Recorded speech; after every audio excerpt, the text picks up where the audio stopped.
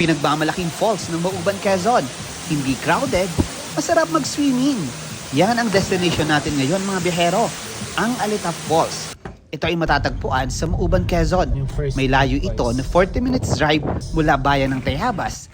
At pagdating sa jump-off ay kailangan magbayad ng environmental fee sa halagang 50 pesos. Take note mga biyahero, may lakad ito na 15 minutes sabi nila.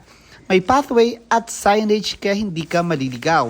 At pagkalipas ng halos 20-30 minutos na paglalakad ay bumungad na sa amin ang isang magandang Alitap Falls.